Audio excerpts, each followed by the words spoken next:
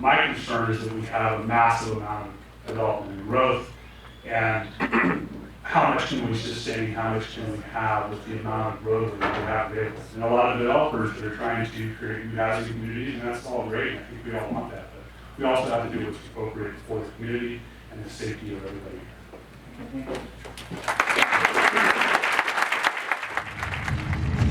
I'm driving with embers over the road. I'm driving through fire. I can't do anything. Keep on driving south. What's your name? That night, there was no control. We were at the mercy of Mother Nature. We realized that we had to flee immediately or die. I literally was throwing the boys in the minivan.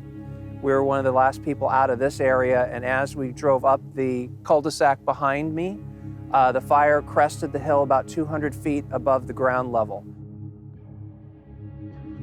In this county alone, Sonoma, we lost 25 people. There were 44 people who died in this fire, and they died in part because they could not get out of the area in time.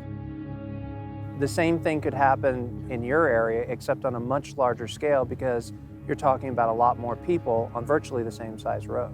I just can't imagine what it would be like trying to escape this valley in a fire and cars stuck in this valley trying to escape the valley.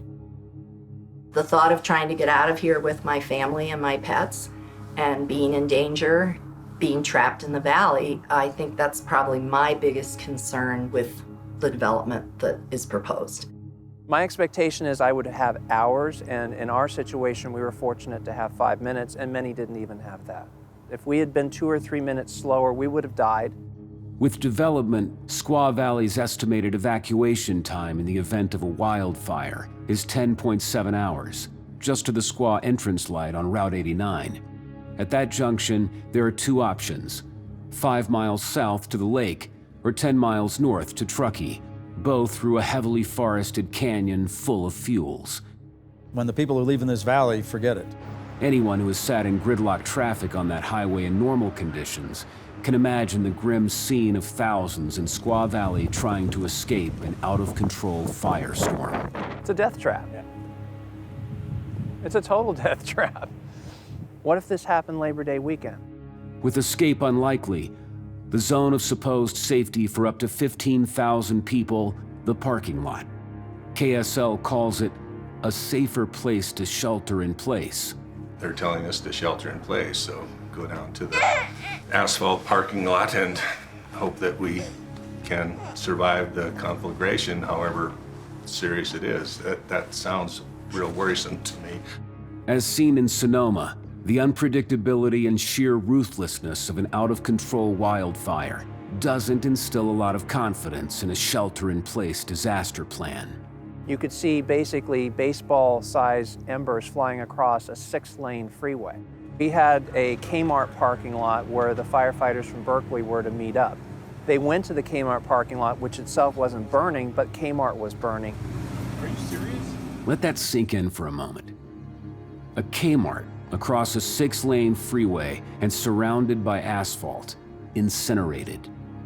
To the south of us, they built a brand new, state-of-the-art, basically fireproof fire station. That fireproof station burned to the ground. If that parking lot that you're describing gets fully developed, that's just more fuel.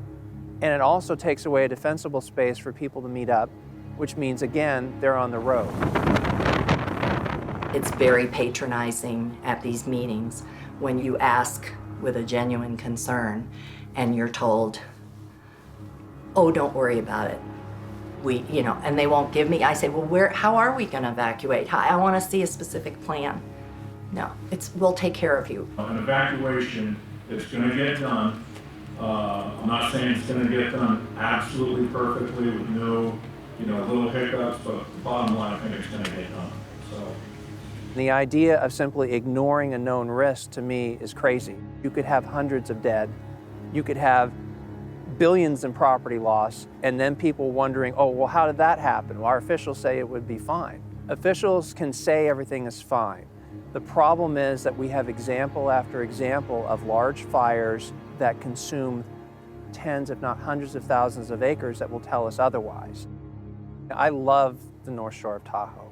I want Tahoe to succeed, but when you're contemplating adding several thousand people and 3,000 car trips a day to an area that's already crowded, and your development does not take into account how you're going to get the people out, it's a recipe for disaster.